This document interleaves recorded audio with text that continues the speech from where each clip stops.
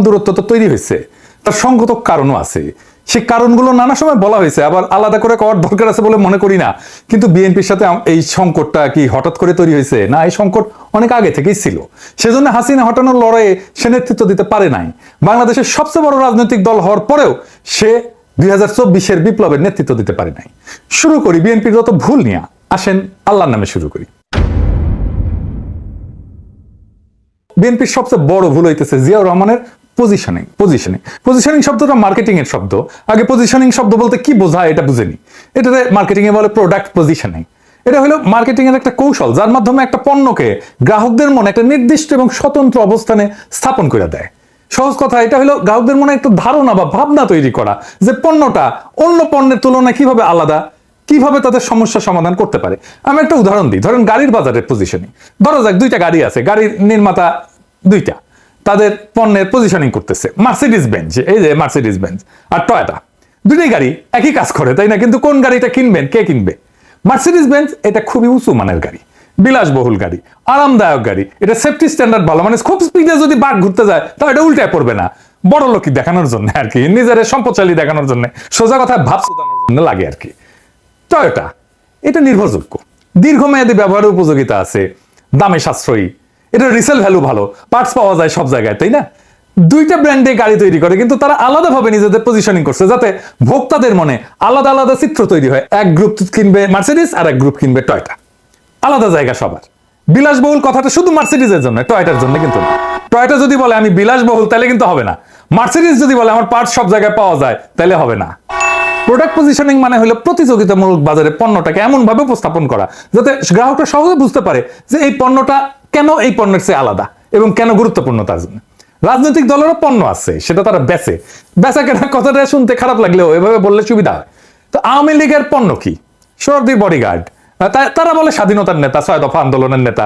আমরা অপছন্দ করলেও স্বাধীনতার অবিসংবাদিত নেতা হইতেছে সোহরাওয়ার্দীর বডিগার্ড, মানে শেখ মুজিব পাকিস্তান আন্দোলনও করছিল, কিন্তু এটা আওয়ামী লীগ কিন্তু বলে না। জিয়ার পজিশনিং করছে কোথায়? বিএনপি। জিয়ার পজিশনিং করছে স্বাধীনতার ঘোষক, জেড ফোর্সের নায়ক। স্বাধীনতা কি জিয়া 1 নাম্বার ক্যারেক্টার স্বাধীনতা যুদ্ধে, মুক্তিযুদ্ধে? সে কি অবিসংবাদিত নেতা? আমি যাই বলি না কেন, এই স্বাধীনতার মাঠে কখনোই জিয়া মুজিবকে ছাড়াই যেতে পারবে না, তার ইমেজকে। পাকিস্তান আন্দোলনে মুজিব জিন্নাকে ছাড়াই যেতে পারবে না। তাহলে জিয়াকে কোথায় পজিশন করতে হইতো? জিয়া 7ই নভেম্বরের বিপ্লবের অবিসংবাদিত নেতা। 7ই নভেম্বর তো বিপ্লব হয়েছিল, সেই বিপ্লবের বিপ্লবীরা প্রফেসর ইউনূসের মতো জিয়াকে নেতার মুকুট পড়াইছিল। জিয়া নেতা হইতে চায় নাই, কিন্তু পরিস্থিতির প্রয়োজনে নেতৃত্ব গ্রহণ করছেন, ঠিক প্রফেসর ইউনূসের মতো। সক্রেটিস বলছিল সেই শাসকই শ্রেষ্ঠ শাসক যে অনিচ্ছুকভাবে শাসন ভার নেয়। বাংলাদেশের ইতিহাসে 2 জন অনিচ্ছুক শাসক পাইছি, একজন প্রফেসর ইউনূস আর একজন জিয়াউর রহমান। জিয়াকে উচিত ছিল আগস্ট বিপ্লবের নায়ক হিসেবে পজিশন করা, সেটা বিএনপি করে নাই। জিয়াকে উচিত ছিল অনিচ্ছুক শাসক হিসেবে পজিশন করা, সেটাও সে করে নাই। সে নভেম্বর বিপ্লবকে ওনই করে না, 2024-এর বিপ্লবকেও বিপ্লব বলে স্বীকার করতে চায় না। বিএনপি আর তাদের বুদ্ধিজীবীরা বিপ্লব নামটা শুনলে কাপড় নষ্ট করে ফেলে, না জানি কি করতে হবে বিপ্লব কইলে। 2 নম্বর হইতেছে বিএনপির কোনো পলিটিক্যাল বয়ান নাই, মানে রাজনৈতিক বয়ান নাই। তো রাজনৈতিক বয়ান মানে কি? ধরেন আপনাকে যদি বলা হয় আপনার রাজনীতি কি, আপনার উত্তর কি হবে? খুব সহজ প্রশ্ন মনে হয়, কিন্তু গুছায় উত্তরটা দিতে গেলে দেখবেন ঠিক অতটা সহজ মনে হইতেছে না। মানে যদি চিন্তার স্বচ্ছতা থাকে, মানে চিন্তার স্বচ্ছতা মানে ধরুন অ্যারিস্টটল হয়ে যেতে হবে না। চিন্তার স্বচ্ছতা হলো আপনি যে বক্তব্য দেন, সেই বক্তব্যটা কেন দিচ্ছেন, সে বক্তব্য কই থেকে আসছে, সে সম্পর্কে একটা পরিষ্কার আইডিয়া, ধারণা থাকা, এইটারে বলে চিন্তার পদ্ধতি। তো এই চিন্তার পদ্ধতি সম্পর্কে সচেতন থাকাই হইল চিন্তার স্বচ্ছতা, চিন্তা করতে পারা। এটা মেলা কঠিন কাজ। যেটা বলছিলাম যে আপনাকে যদি জিজ্ঞেস করে যে আপনার পলিটিক্সটা মূলত কি, আপনি আসলে কি করেন, কি চান, এই সমস্ত প্রশ্নের উত্তর দিতে গেলে আপনাকে একটা গল্প বলতে হবে। এই গল্পটাই হইতেছে বয়ান। যেমন ধরেন আওয়ামী লীগ কি বলবে যে সে 1000 বছরের বাঙালি জাতীয়তাবাদের রাজনীতি করে। আপনার এই দাবির পক্ষে একটা গল্প বলতে হবে আওয়ামী লীগকে। সেই গল্পটা হইতেছে সোনার বাংলার গল্প, সে সোনার বাংলায় ফিরে যেতে চায়। সে বলবে মুক্তিযুদ্ধের কথা, সোনার বাংলায় ফেরার পথে একটা মাইলস্টোন মুক্তিযুদ্ধ, সোনার বাংলায় ফেরার পথে আরেকটা মাইলস্টোন 52 ভাষা আন্দোলন। এখন এই যে বয়ান, এই যে গল্পটা, এটা সমর্থনে যারা থাকবে তারা আওয়ামী লীগের। এমনও হতে পারে সে আওয়ামী লীগকে ভোটও দেয় না, কিন্তু মুক্তিযুদ্ধের এই গল্প, এই ন্যারেটিভ, এই বয়ান, স্বাধীনতার এই বয়ান, এটা সে বিশ্বাস করে। অর্থাৎ আওয়ামী লীগের পলিটিক্যাল ন্যারেটিভে তার কোনো আপত্তি নাই, তাহলে সে ভোট কেন দেয় না আওয়ামী লীগকে? দেয় না কারণ সে মনে করে আওয়ামী লীগ মুক্তিযুদ্ধ নিয়ে যে ন্যারেটিভ দাঁড় করাইছে সেই ন্যারেটিভ অনুযায়ী সে চলতেছে না, মুক্তিযুদ্ধের ন্যারেটিভ সে পালন করে না, অর্থাৎ আওয়ামী লীগ খারাপ হয়ে গেছে। এছাড়া আওয়ামী লীগকে সমর্থন দিতে তার কোনো সমস্যা নাই। এই কারণে দেখবেন অনেকে বলে যে আমি আওয়ামী লীগের না, তবে শেখ মুজিব এবং মুক্তিযুদ্ধকে আমি অন করি। অর্থাৎ আওয়ামী লীগের বয়ানে যেই মুক্তিযুদ্ধের ইতিহাস সেটা পবিত্র হইলেও আওয়ামী লীগের পবিত্র থাকে নাই, পরে সেটা সে মনে করে আওয়ামী লীগ খারাপ হয়ে গেছে। উদাহরণ দিই কয়েকটা, বুঝবেন আমি কাদেরকে বুঝাই। সিরাজুল ইসলাম চৌধুরী, আনু মোহাম্মদ, সিপিবি, বিএনপির ফজলুর রহমান, এমনকি মির্জা ফখরুল ইসলাম, এমনকি বিএনপির এখন সবগুলো নেতাই মোটামুটি আওয়ামী বয়ানে বিশ্বাস করে, তারা মুক্তিযুদ্ধে বিশ্বাস করে, তারা স্বাধীনতার যুদ্ধে বিশ্বাস করে, এবং আওয়ামী লীগ যেভাবে বলে 72 সংবিধান সেটাতেই বিশ্বাস করে। কিন্তু আওয়ামী লীগ করে না, সে মনে করে যে মুক্তিযুদ্ধের যে ন্যারেটিভ এইটার মধ্যে আসলে এটা আওয়ামী লীগ এটাকে নষ্ট করে ফেলছে। তো এই গ্রুপটা, এই যে চেতনা মারানিদের গ্রুপটার আর একটা ডাইমেনশন আছে যে কারণে মুক্তিযুদ্ধকে তারা ওন করে, নিজের বলে মনে করে। সেটা কি? সেটা হইতেছে ধর্মনিরপেক্ষতা, অসাম্প্রদায়িকতা, প্রগতিশীলতা।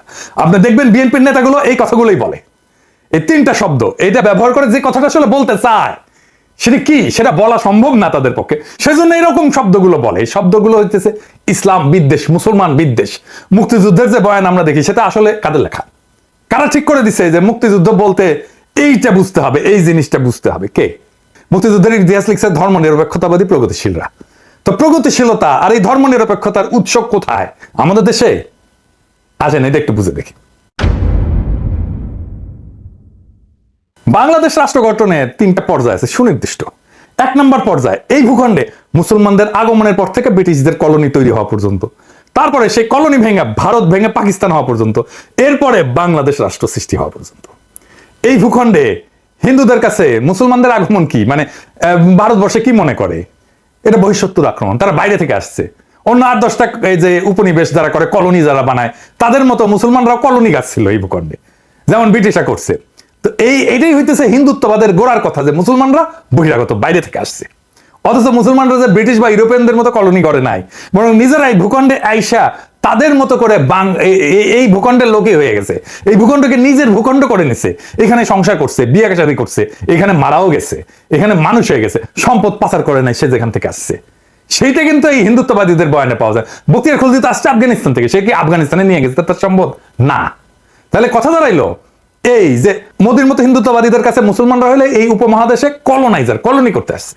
এই কলোনাইজারদের কাছ থেকে বাঁচার একমাত্র উপায় হলো হিন্দুদের রাষ্ট্র গঠন করা। এটা বঙ্কিমচন্দ্রের রচনা পড়লেই বুঝবেন, শরৎচন্দ্রের রচনা পড়লেই বুঝবেন, দেখবেন যে কেন কিভাবে হিন্দুদের রাষ্ট্র গঠন করতে হবে। এই বয়ান দাঁড় করানোর জন্য বঙ্কিম সারা জীবন কাজ করে গেছে।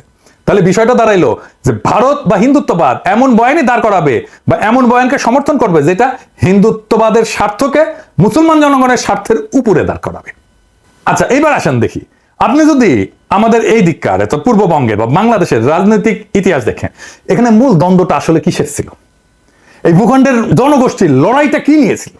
আসেন সেটা একটু বুঝে দেখি, তাহলে আমরা বুঝতে পারবো যে আসলে আমরা কোথায় যাইতেছি এবং কোথায় থেকে কোথায় আসলাম। দ্বন্দ্বটা মূলত জমি নিয়ে। জমি নিয়ে কেন? কারণ জমি কৃষিভিত্তিক সমাজের জীবিকা। মূলত পৃথিবীর অধিকাংশ দ্বন্দ্বই তার সম্পদ নিয়ে। আমাদের কৃষিভিত্তিক সমাজের সম্পদ তো জমি, তাই দ্বন্দ্বটা জমি নিয়ে হওয়ার কথা। মুঘল আমল আর ব্রিটিশ আমলে যে ভূমি ব্যবস্থাপনা ছিল, এই দুইটার মধ্যে মৌলিক তফাৎ ছিল। মানে মুঘল আমলের থেকে ব্রিটিশ আমলে, মুঘলদের বিশেষ করে আকবরের আমলে জমির মালিকানা ছিল সম্রাটের। খাজনার বিনিময়ে কৃষক জমির সকল অধিকার ভোগ করত। জমিদারের কাজ ছিল মূলত প্রশাসনিক, খাজনাটার মালিক ছিল না সে। খাজনাও ফসলের উৎপাদনের উপরে নির্ভর করতো। কোনো বছর ফসল যদি ভালো হইতো খাজনা বাড়তো, উৎপাদন কম হইলে খাজনা কমে যেত। বাংলা অঞ্চলে ব্রিটিশরা চিরস্থায়ী বন্দোবস্ত চালু করার পরে এই ব্যবস্থার আমূল পরিবর্তন আসে। শুরু হয় আমাদের দুঃখ। কেমন সেটা? জমিদার হয়ে যায় ভূমির মালিক, আর কৃষক হয় খাজনা দেওয়ার মেশিন। ফসল ভালো হয়েছে কি খারাপ হয়েছে সেটা না, নির্দিষ্ট পরিমাণে খাজনা কৃষককে দিতে বাধ্য থাকতে হবে, একই পরিমাণে খাজনা। ফসল খারাপ হইলেও দিতে হবে, ভালো হইলে তো দিতে হবেই। মুঘল এবং ব্রিটিশ আমলে জমিদারদের পার্সেন্টেজ করেন, তাহলে দেখবেন যে মুঘল আমলে আনুমানিক 60 থেকে 70% জমিদার ছিল হিন্দু, বাকিটা মুসলমান এবং অন্যান্য ধর্মের। ব্রিটিশ আমলে এই সংখ্যাটা বাইরে হিন্দু জমিদারদের ক্ষেত্রে দাঁড়ায় 70 থেকে 80% হিন্দু জমিদার, মুসলমান এবং অন্যান্য ধর্মের জমিদারদের সংখ্যা দাঁড়ায় 20 থেকে 30%। অর্থাৎ মুসলমানরা মূলত বহিঃশত্রু এই ধারণা থেকেই হিন্দু এলিটরা সবসময় ক্ষমতার কেন্দ্রে তাদের অবস্থানটা নিশ্চিত করছিল। ফলে ব্রিটিশদের আমলে আমাদের বাংলা অঞ্চলে হিন্দু জমিদারদের বর্ধিত ক্ষমতা পরিণত হয় মূলত রাজনৈতিক প্রভাব খাটায়, হিন্দু প্রভাব বজায় রাখায়। আর এই চিরস্থায়ী বন্দোবস্তের জমিদারি প্রথায় হইয়া দাঁড়ায় বাংলায় ফিরে পাওয়া সেই ক্ষমতা যা হিন্দু রাষ্ট্রে সে পাইতে চাইছিল, বা মুসলমানদের আগমনের আগে যেই ক্ষমতাটা হিন্দুদের ছিল।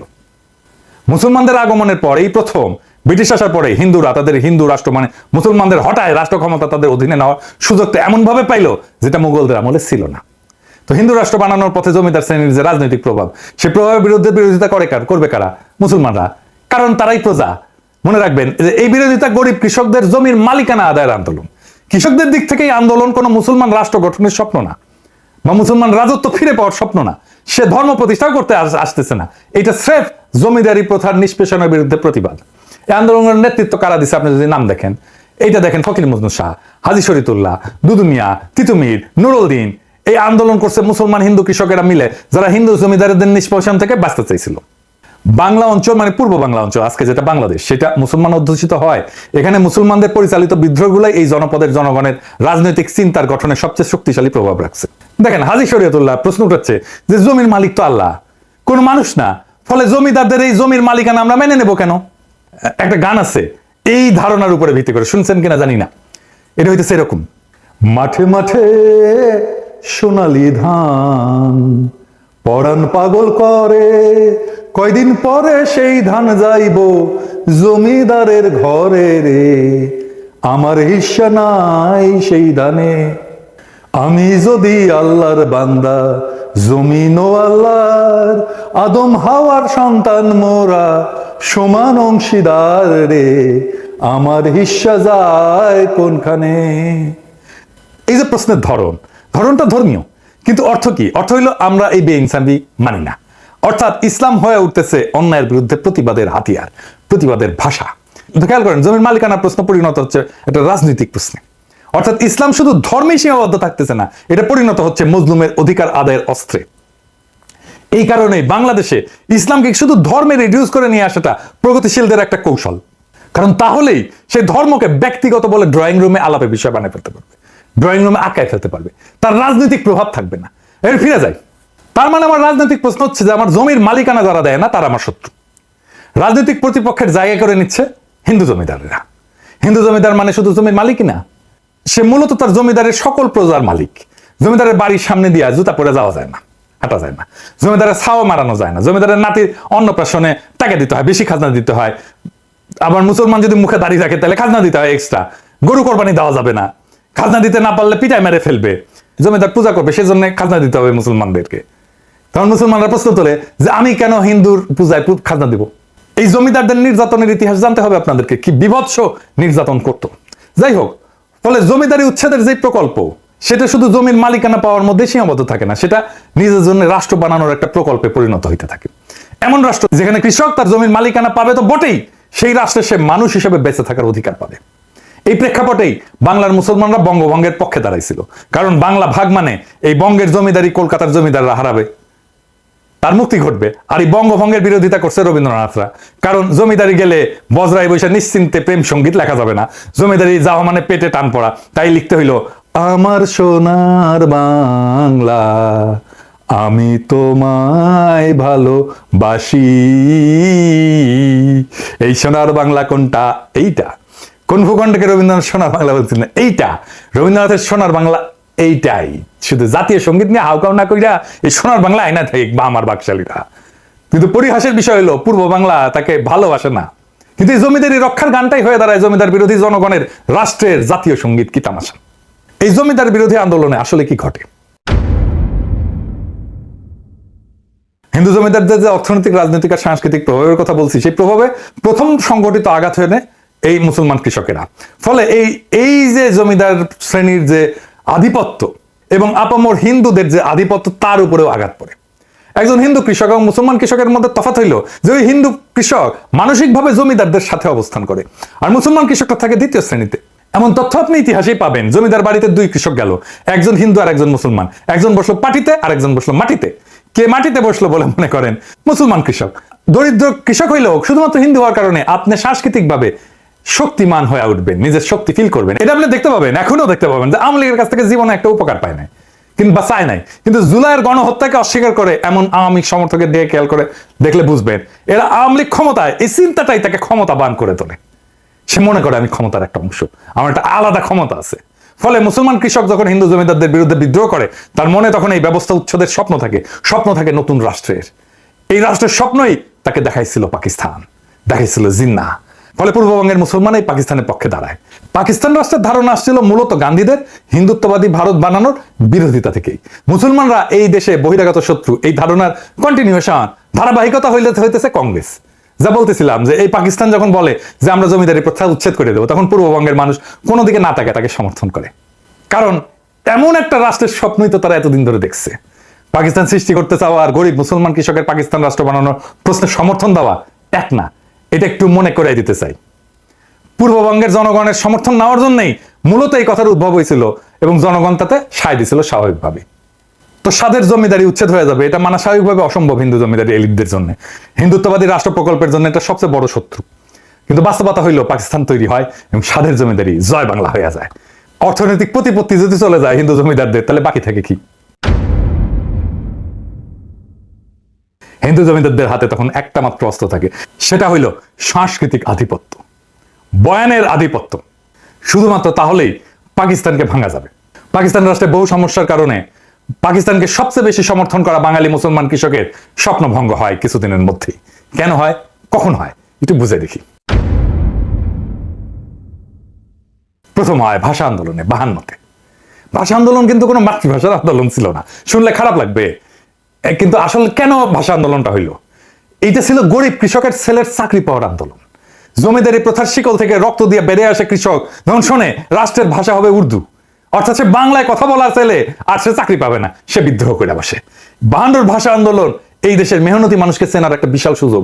পাকিস্তান আন্দোলন করে পাকিস্তান বানানো বাঙালি মাত্র 5 বছরের মাথায় রাষ্ট্রের বিরুদ্ধে বিদ্রোহ করে বসে। ফলে এদেশের জনগণ যে নিজের স্বার্থ বুঝে এবং বুঝে নিতে চায়, অন্তত তাকে বেশি দিন মুখে চুষনি দিয়ে চুপ করে রাখা যায় না, সেটা এই ঘটনায় বোঝা যায়। আমি এই জন্যই বলতাম, বারে বারে বলতাম, হাসিনা শাসন টিকবে না, কোথাও কোনো প্রতিরোধ নাই। আমি তখনও বলছি টিকবে না, আপনারা অবিশ্বাস করছেন অনেকেই, বলেন আমি বাড়ায় বাড়ায় বলি, আমি সকাল সন্ধ্যা হাসিনাকে ফেলাই দিই। এটাই আমাদের শক্তি। অনেকে আবার বলে যে আবার ফ্যাসিবাদ আসবে, আসতে পারে, টিকবে না। অনেকে বলে ভারতীয় আধিপত্যবাদ আসবে, আসতে পারে, টিকবে না। অনেকে বলে বিএনপি আওয়ামী লীগের শাসনের মতোই শাসন চালাইতে পারে, টিকবে না। বাংলাদেশের মাটিতে বাতাসে এমন কিছু একটা আছে, এটা মাথা নোয়ানোর না। এটা আমি আপনি না থাকি, বাংলাদেশ আবার জায়গা উঠবে, বাংলাদেশ আবার প্রতিরোধ করবে। যা বলছিলাম যে হিন্দু জমিদারদের শ্রেণীর যা সাংস্কৃতিক বয়ান, এই আধিপত্য, এই আধিপত্য তৈরি করে কে? আধিপত্যই তৈরি করে প্রগতিশীলতা, অসাম্প্রদায়িকতা এবং ধর্মনিরপেক্ষতার নামে। কারা করে? প্রথম আলো, টেলি স্টার, সিপিবি, ছায়ানট, উদিসি, এদের মাধ্যমে। যে কথাটা বলার জন্য এই 3টে শব্দ ব্যবহার করে, সেটা কি ইসলাম বিদ্বেষ, মুসলমান বিদ্বেষ। কারণ কি? তার কারণ এই মুসলমান তার শখের জমিদারি, তার হিন্দুত্ববাদী ভারত ভেঙে দিছে। ফলে তাদের গায়ের ধরে না পারি চিন্তার ক্ষমতা আমাদের নিচেই রাখবো। প্রমাণ দিই আপনাকে। যদি জিজ্ঞেস করা হয় একজন অসাম্প্রদায়িক প্রগতিশীল লোক বললে আপনার মাথায় কেমন চিত্র ভাইসা ওঠে, আমি উত্তরটা দেবো না। তবে শুধু এটুকু বলবো যে আপনার মাথায় কোনো দাড়ি টুপিওয়ালা লোককে, মুসলমানকে অসাম্প্রদায়িক প্রগতিশীল বইলা মনে হবে না। মুক্তিযুদ্ধের পর থেকে আমাদের রাষ্ট্রে রাজনৈতিক বয়ান যেটা আধিপত্য করতেছে, সেই বয়ানে কি দাড়ি টুপি পরা কাউকে স্থান দেওয়া যায়? ভেবে দেখেন। আমাদের প্রধান বয়ানে দাড়ি টুপি পরা সবাই হলো পাকিস্তানি, এবং জাফর ইকবালদের মতো সবাইকে পাকিস্তান পাঠিয়ে দিতে হবে। যে দাড়ি টুপি আর লুঙ্গির মুসলমানরা বাংলাদেশ রাষ্ট্র বানাইলো, তারাই এখন এই দেশের শত্রু, আর মালিক হইলো কলকাতার সোনাগাছির খাটের যোদ্ধারা। এই দেশের অসাম্প্রদায়িকতা হইলো পয়লা বৈশাখে রমনায় সিঁদুর ধুতি, হাতে শাখা পইরা মুসলমানদের ছেলেমেয়েদের নৃত্য করা, আর দাড়ি টুপি বোরখার আদম হইলো দেশকে জঙ্গি বানাইতে চাওয়া চরমপন্থী ইসলামিস্ট। এই তো প্রগতিশীলদের বয়ানে মুক্তিযুদ্ধ, তাই না? যে গরিব মুসলমান কৃষক জমির মালিকানার অধিকারের রাষ্ট্র বানাইতে বহু সংগ্রামে এসে সেই বাংলাদেশ বানাইলো, সেই বাংলাদেশে তারা হয়ে গেল দেশ বিরোধী। খুব মজার ব্যাপার না? আর এই বয়ানের কারিগর কারা? এই বয়ানের কারিগর হইতেছে সেই প্রগতিশীল সাম্প্রদায়িক ধর্মনিরপেক্ষ ভাইয়েরা আর বোনেরা। এই বয়ানই তো হিন্দু জমিদারদের কালচারাল ন্যারেটিভের আধিপত্যের বয়ান, যে বয়ান এসে থিতু হয়েছে আওয়ামী লীগের হাতে। ফলে আওয়ামী লীগ হয়ে উঠছে ভারতের একমাত্র বর্ষার স্থল। বিএনপির রাজনৈতিক দেউলিয়াতের কথা উঠতে যে এত বড় ইতিহাস আনতে হইলো, ক্ষমা করবেন, এবার বিএনপির আলাপে ঢুকবো। জেনারেল জিয়া হইলেন এই দেশের ইতিহাসের দ্বিতীয় প্রধান রাজনৈতিক ব্যক্তি, যিনি ভারতের সৃষ্ট বাংলাদেশে অনুষ্ঠিত এই বয়ানের বিরুদ্ধে দাঁড়ায় পড়ছিলেন দ্বিতীয় ব্যক্তি হিসেবে। প্রথম ব্যক্তি কে ছিলেন? মৌলানা ভাসানী। অর্থাৎ মুক্তিযুদ্ধ তো বাংলাদেশের পলিটিক্যাল ডমিনেন্ট বয়ানকে ভেঙে নতুন বয়ান দাঁড় করাইছিলেন জিয়াউর রহমান। তিনি যে খুব শক্ত বয়ান দাঁড় করাইতে পারছিলেন তা না, তবে আওয়ামী বয়ানের বাইরে তিনি আসতে পারছিলেন। ফলে ভারতের হেজিমনির বাইরেও যে এদেশে পলিটিক্স করা যায় সেটার পথ তিনি দেখাইছেন। এমনকি মৌলানা ভাসানী ক্ষমতায় আসতে পারেননি, জিয়াউর রহমান ক্ষমতায় চলে আসছিলেন। সো মৌলানা ভাসানীর চেয়ে এক ধাপ আগায় জিয়াউর রহমান ইন্ডিয়ার কালচারাল ডমিনেন্স পলিটিক্যাল বয়ানের বাইরে নতুন একটা রাজনৈতিক চিন্তা দেখাইছেন এবং সেই চিন্তাকে ক্ষমতাশালী করে তুলছেন। আজকের বিএনপির অবস্থা কি? আজকের বিএনপি মুক্তিযুদ্ধের কথা বলে 72-এর সংবিধানের কথা বলে রাজনীতি করতে চাইতেছে। প্রথম আলো ডেইলি স্টারের সামনে জিয়াফত দিলে বিএনপির পুচ্ছে আগুন জ্বলে যায়, আর মির্জা ফখরুল মিছা কথা বলে বক্তৃতা দেয় যে পত্রিকা অফিসে আগুন দেওয়া হয়েছে। এমন বাংলাদেশকে আমরা চেয়েছিলাম। আসসালামু আলাইকুম প্রিয় দর্শক, আশা করি পুরো ভিডিওটি দেখেছেন এবং বুঝতে পেরেছেন। প্রিয় দর্শক, বর্তমান বাংলাদেশের পরিস্থিতি নিয়ে আপনাদের মূল্যবান মতামত কমেন্টে অবশ্যই জানাবেন। আজকের এই লাইভ ভিডিওটি আপনাদের কাছে কেমন লাগলো অবশ্যই কমেন্টে জানাবেন। প্রিয় দর্শক, সবাই ভালো থাকবেন, সুস্থ থাকবেন। ভিডিওটি শেষ করছি। আসসালামু আলাইকুম।